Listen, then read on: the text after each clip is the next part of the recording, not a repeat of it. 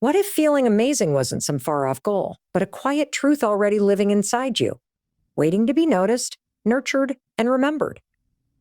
In a world that celebrates big wins and loud transformations, we forget that real change is almost always subtle. It begins in stillness. It whispers in the space between your breath and the pause before your next choice. There's a sacred intelligence moving through your body, your thoughts, your days, like a river tracing its way back to the ocean of who you really are. Sometimes all it takes is 1 week. Not to become someone new, but to return to yourself. 3 small habits. That's it. But in those habits live entire galaxies of possibility. Tiny doors to joy, energy, and peace you forgot were yours to claim. Because life isn't asking you to change everything. It's inviting you to listen deeper, move slower, and remember, you were never broken. You were always becoming. Absolutely. Here's the full 800-word segment expanding key point 1, the sacred power of micro-movement. From your speech, a feel amazing in 1 week. 3 tiny habits that spark big change. The tone is poetic, grounded, and contemplative, like a live delivery in Mel Robbins style. Let me ask you something simple, but powerful. When was the last time you celebrated pouring a glass of water? Not the big stuff.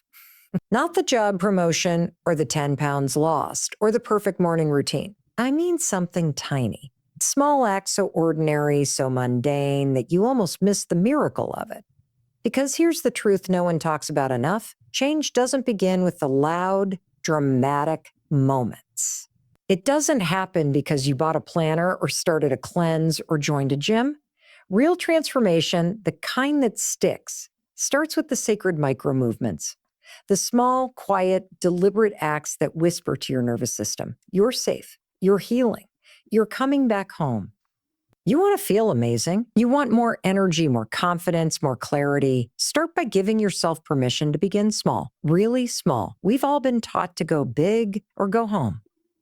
We binge on inspiration, decide we're going to change everything at once. And then 3 days later, it all collapses under the weight of perfection. Why? Because your brain, your body, they don't trust drastic. They trust consistency, safety, gentleness. So let me show you something powerful. Picture yourself tomorrow morning, you wake up. You don't touch your phone. Instead, you sit on the edge of the bed, feet on the floor, and you just take 1 breath, deep, slow, conscious. That's it. That 1 breath becomes a message, a tiny reset. Your body registers, we're being intentional today. Then you drink a glass of water. Nothing fancy, just water. You hydrate a body that spent all night keeping you alive. You honor it with that simple act. You move from neglect to nurturing in under 10 seconds. And maybe you stretch, nothing elaborate. Maybe your hands reach above your head. Maybe you circle your shoulders. Maybe you roll your neck just a bit. That tiny movement says, I'm here. I care. Let's go. You're building a language with yourself, a conversation. Every micro-action is a signal, and the signals stack. They stack into momentum, into belief, into trust. Because here's what I want you to know deep down. Your life doesn't change in the moments when the world is watching. It changes when you choose to stand up and fill your cup, whole literally and figuratively, when no one's looking. When you choose to keep a promise so small, it seems silly. And then you do it again tomorrow. Your brain learns from evidence, not declarations. It doesn't believe you because you say you're going to change. It believes you because you show up consistently for yourself, 1 glass of water at a time, 1 walk around the block, 1 kind word in the mirror, story consult, 1 breath. And over time, those small acts compound into self-respect. And self-respect becomes energy. Energy becomes action. And action becomes a new life. So forget the 7-day cleanse. Forget the 20-step plan. Instead, ask, what's 1 tiny loving thing I can do for myself today? And then do it. Let it be so easy that you can't talk yourself out of it. Let it be so gentle that it feels like a kindness instead of a punishment. You're not lazy. You're not broken. You're just overwhelmed by a culture that sells you impossible standards and calls it self-improvement. But your soul, your nervous system, your inner wisdom, they're craving rhythm. They're craving return. They want a life that honors the sacred simplicity of being human. Because guess what? Big change doesn't feel like fireworks. It feels like relief. It feels like peace. It feels like waking up one day and realizing you trust yourself again because you kept a small promise when it would have been easier not to. And that's what this week is about. One tiny habit, one micro movement, one sacred shift at a time. That's all it takes to start feeling amazing. Not in a year, not in a month, in a week or less. So tomorrow, when you feel the old urge to wait for the perfect moment, and to have more time, more motivation, more energy, I want you to remember this. The smallest step is still a step. Yeah. Small is powerful. Small is sacred. That's where the real change begins. You don't need a massive plan. You just need a moment. And this right now can be your moment. Absolutely. Here's an 800-word segment expanding key point 2 of the ritual of reconnection. Reclaiming your body's voice for the speech of feel amazing in 1 week. 3 tiny habits that spark big change. It's written in a conversational, poetic, and reflective tone, aligned with the earlier segment, and feels like a live delivery. Let's talk about something most of us never really learned growing up. How to listen to ourselves. Not your thoughts, not the inner critic, not the voice that's always pushing or judging or comparing. Your body, your gut. Your gut. That quiet, ancient voice that speaks in sensations, rhythms, pulses, not words. The one that knows when you're tired, even if your schedule says, keep going. The one that aches before you admit you're overwhelmed. The one that tenses when you're around someone who drains you. That voice. We lose touch with it. Most of us do. Life gets loud. Screens, emails, deadlines, obligations, it all pulls us outward. And slowly, quietly, we forget how to check in. Not scroll, not numb, check in. We forget to ask, hey, how am I really? But your body never stops talking. It's always sending you signals. Subtle ones, soft ones, not to punish you, but to guide you, to bring you home. And that's where the second habit comes in. What if I told you that feeling amazing in your body doesn't begin with doing more, but with reconnecting to what's already there? What if wellness isn't something you chase, but something you return to? Here's the truth. You can't feel amazing if you're disconnected. If you're always performing, people-pleasing, or pushing through, eventually, your body rebels. Maybe it whispers at first. Fatigue, headaches, tension. But if you keep ignoring it, it starts to scream. Burnout, panic, exhaustion. That's not failure. That's wisdom. That's your body doing everything it can to get your attention. So what do? We build a ritual, a daily one, a moment that says, hey, I'm listening. It doesn't have to be fancy. It could be 2 minutes of stillness in the morning before the chaos starts. It could be placing your hand on your chest and taking 3 slow breaths. It could be putting on a song that makes your body want to move and letting it, not to perform, not to burn calories, just to feel. This is about presence, not performance. Because when you reconnect, something subtle but profound shifts. You begin to hear what you need. You realize that maybe you're not lazy. You're just depleted. You're not unfocused. You're overstimulated. You're not broken. You're just ungrounded. And with that awareness comes compassion. And with compassion comes change.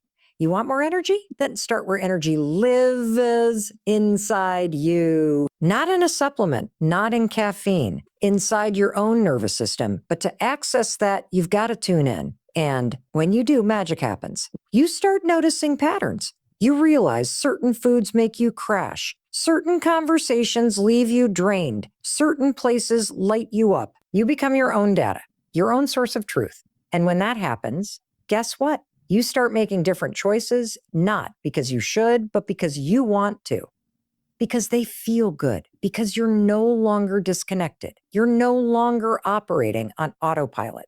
You're moving with intention, with alignment, with aliveness. And that is the feeling we're after. You don't need a radical diet. You don't need to overhaul your whole life in a week.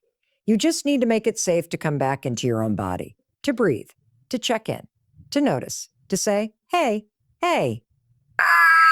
I see you. I hear you. I've got you. One small ritual every day creates that safety. And safety is what allows change to stick. So if you felt numb, disconnected, exhausted, I want you to know that's not a flaw. That's a signal. And it's never too late to answer it. Your body's still here, still waiting, still holding the door open. Start today, not with force, with reverence. Because when you start listening to your body, you start trusting yourself again. And when you trust yourself again, everything begins to shift. You don't need to control your body. You need to come back to it. One quiet moment at a time. Here's your expanded 800-word segment for key point 3. The power of small wins. Building confidence through tiny commitments. Written in a conversational and reflective tone, flowing naturally with the previous parts of the speech and concluding with a strong, impactful closing line.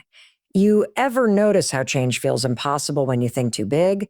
Like one moment you're inspired, fired up, ready to overhaul your life, and then the very next, you're paralyzed, staring at a mountain that feels too high to climb. That right there? That's the trap. We think transformation has to be dramatic, loud, all or nothing. But the truth is, it's the quiet, consistent wins that change everything. You don't need a leap. You need a step. One small step taken with intention is louder than any dream shouted into the void. And that's what this third habit is all about. Because when you commit to something tiny, something so small it almost seems ridiculous, what you're really doing is laying a brick. Not the whole house, just one brick. But stack enough bricks, you've got a foundation. You've got momentum. And most importantly, you've got proof that you can show up for yourself, that you can follow through, that you can be trusted. Confidence doesn't come from thinking positive. Confidence comes from evidence. Let's say you commit to drinking 1 glass of water first thing in the morning, not a gallon, not some 10-step morning routine, 1 glass. And you actually do it. You feel a little better, not just because you're hydrated, but because you said you'd do something and then you did it. That's a win. A small one. But that's the point, because the win itself is not the water. The win is the signal it sends to your brain. Hey, I'm the kind of person who shows up. Do that enough times and something shifts. You stop negotiating with your excuses. You start honoring your word.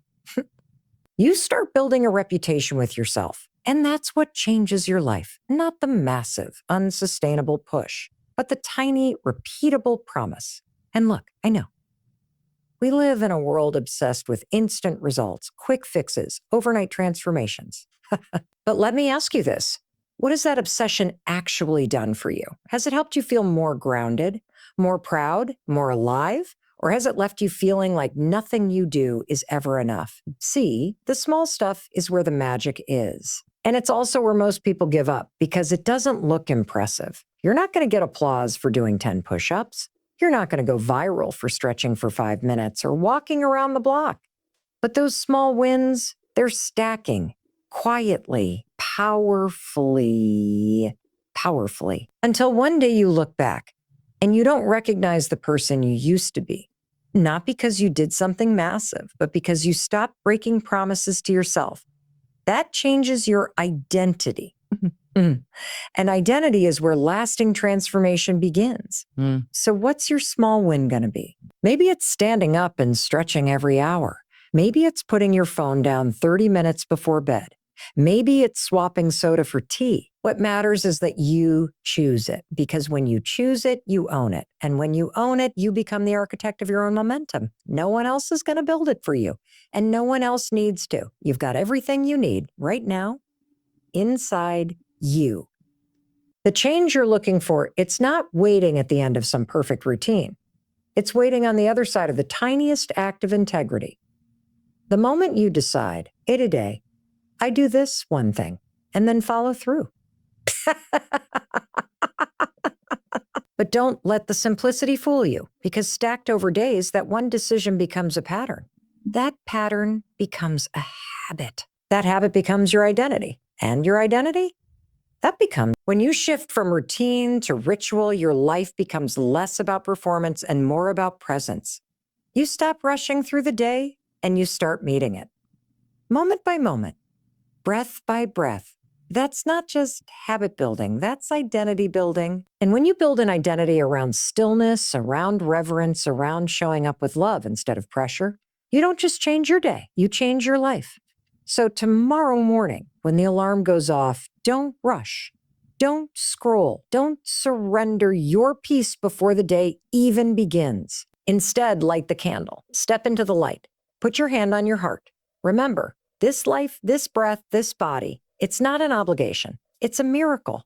And miracles deserve moments. So give yourself one, because it's not the big, loud rituals that change us. It's the quiet ones we honor, even when no one's watching. Absolutely. Here's the 800-word expansion of Key Point 5. Upgrade your inner conversation. Talk to yourself like someone you love. From the speech of Feel Amazing in 1 week. 3 tiny habits that spark big change. It flows naturally with the overall message and maintains the reflective, powerful tone you're looking for. You can drink the green juice. You can stretch. You can meditate at sunrise and hit 10,000 steps a day. But if the voice in your head still sounds like a bully, if it still whispers that you're not enough, that you're behind, that you're messing it all up, then none of those habits will ever feel like home. They'll feel like punishment. They'll feel like just one more thing to get right. So let's go deeper than the routine. Let's talk about the relationship that sets the tone for every single other one in your life, the one with yourself. You talk to yourself more than you talk to anyone else. Day, every day. It's not just during the big moments either. It's in the little ones. When you catch your reflection, when you make a mistake, when you scroll past someone else's life and instantly start shrinking inside your own. And if that voice is harsh, cold, or constantly disappointed, that's the atmosphere you're living in. It doesn't matter how sunny the outside looks. Your internal weather is cloudy. And you feel it in your body, in your sleep, in your choices. You feel it in the way you second guess your ideas before they leave your lips. You feel it in the way you shrink around people you think have it more it together. You feel it in how quickly you dismiss your wins, how quietly you carry your struggles, and how often you rush through joy like you don't deserve to stay there. So here's the shift. Here's the habit. Talk to yourself like someone you love, not someone you tolerate, not someone you're trying to fix. One. Someone you deeply love, someone whose imperfections don't disqualify them, someone you'd never abandon when they're scared or tired or overwhelmed. That's what real inner kindness looks like. And no, it's not just about saying nice things in the mirror. It's about catching the old scripts as they run and interrupting them with truth. It's about becoming a witness to your own patterns and making a conscious decision. I'm not going to be my own enemy anymore. And the thing is, this takes practice. Because let's be honest, that critical voice, it's not always dramatic. It can sound reasonable, familiar, even helpful. But just because it's familiar doesn't mean it's your truth. Sometimes it's just old programming. Something you picked up years ago from someone who didn't know how to love themselves either. Today, you know better. So when you wake up and the first thought is, I didn't get enough sleep, I'm already behind, try pausing. Take a breath and say, hey, you're here. You're trying. That counts. That counts. When you mess up or lose your temper or fall short, instead of defaulting to, oh, why do I always screw this up? Ask, what do I need right now? And when you feel that shame creep in, that tightening in your chest that says, I'll never be like them, meet it with curiosity. Oh, what part of me is still waiting to be seen? Because underneath every critical thought is a need. And underneath every need is a human being trying to feel safe, seen, and whole. You deserve to feel that, not just from others, but from yourself, especially from yourself. Let me ask you this. Would you ever talk to a child the way you sometimes talk to yourself? Would you tell them they're failing, that they're too much or not enough or unworthy of love until they get their act together? Of course not. So why is it okay to say it to the person who's been carrying you through everything? Your breakdowns, your breakthroughs, your silent battles no one else even sees? You don't become powerful by tearing yourself down and calling it discipline. You become powerful when you stop waiting to feel worthy and start acting like you already are, because you are. You're not a problem to solve. You're not broken code. You're not behind some imaginary timeline. You are becoming, evolving, evolving, and all of that deserves compassion. The kind of compassion that says, I've got your back even on the days when it's messy, especially on the days when it's messy.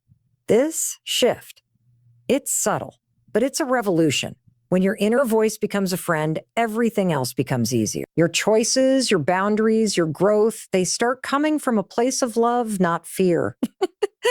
You want to feel amazing in a week? Then don't just move your body. Move the needle on how you see yourself. Start talking to the person in the mirror like you actually want them to win. Because once that voice changes, the rest of your life will rise to meet it. And the most powerful words you'll ever hear are the ones you speak to yourself when no one else is listening. Absolutely. Here's the 800-word expansion of Key Point 6 from a Feel Amazing in 1 Week. 3 tiny habits that spark big change. Share in a fluid conversational tone, seamlessly aligned with the overall message and speech style, ending on a high-impact closing line. There's a moment, maybe you've had it, where everything around you is still, and suddenly you wonder, is this it? Not in a dramatic, everything is falling apart way, but in a quiet ache that whispers something's missing. You've done the things, checked the boxes, you're showing up. But you still feel disconnected from yourself, from your life, from the joy you thought would come when you finally got there. And the truth, you're not broken. You're just disconnected from what makes you feel alive. We all get there. That numbness isn't failure. It's a signal. It's a signal. A gentle tug from something deeper, calling you back to life. And here's where the 6th habit comes in. It's the simplest one, but often the one we forget. Do one thing each day that sparks joy. I'm not talking about the big, dramatic stuff. I'm not saying you need to quit your job and move to the mountains or write a novel overnight. I'm talking about one small, deliberate act that reminds you you're human, not just a machine built to perform. Something playful, something you used to love, something that makes you smile without a reason. Remember when you used to doodle in the margins of your notebook? Or walk barefoot in the grass just to feel the coolness under your feet? Or dance in your kitchen when that one song came on? That part of you, the playful, spontaneous, joy-chasing part of you, is still in there. It's not gone. It's just buried under layers of responsibility, routine, and survival mode. And here's the truth. If you don't feed that part of you, no amount of productivity or self-improvement will ever feel satisfying. Joy isn't fluff, it's fuel. It recharges your system. It opens your heart. It reminds you why you're even doing any of this in the first place. We've been trained to believe that unless something leads to an outcome, unless it has a purpose or productivity attached to it, it doesn't matter. But I want to flip that on its head. What if joy is the purpose? Think about it. When you're in joy, you're creative, you're present, you're patient. You show up better. You connect more deeply. You feel more like yourself. And yet we treat it like a reward instead of a requirement. You don't need a vacation to feel alive. You don't need a massive change. You need a moment, just one moment a day where you come home to yourself. That could mean turning off your phone and watching the sky change colors at sunset. Calling someone who always makes you laugh. Or picking up an instrument or a paintbrush or a journal and letting your soul speak in ways that don't need to be perfect. Joy lives in those unscripted moments, the ones where there's no agenda, just presence, just you. And when you start deliberately inviting those moments in, even if it's just for 5 minutes a day, something profound starts to shift. You stop waiting for life to be perfect before you enjoy it. You stop treating happiness like a destination and start treating it like a decision. You stop outsourcing your sense of aliveness to external things and start reclaiming it from the inside out. Here's the beautiful thing about this habit. It compounds. Just like brushing your teeth or getting your steps in, joy becomes a rhythm, a muscle. The more you notice it, the more you feel it. Feel it. The more you feel it, the more it shows up. And slowly, what once felt dull begins to glimmer again. Now, I'm not saying joy will erase your stress or that it will solve every challenge, but it will give you the strength and perspective to navigate it all with more resilience. And that in itself is life-changing. You don't need to earn your right to feel good. You don't have to wait until the weight is lost, or the job is landed, or the house is cleaner. You get to feel good now because joy is your birthright, not a finish line. So here's what I want you to do. Today, before the day ends, find one small spark. Light it. Let it remind you that underneath all the noise and obligations, there's still magic inside you. Still wonder, still life. You don't need to fix your whole life in a week. But if you can give yourself one joyful moment each day, you'll remember that this life, your life, is already worth loving. Because the most powerful transformation doesn't come from changing everything. It comes from remembering the parts of you that light up when you let joy lead and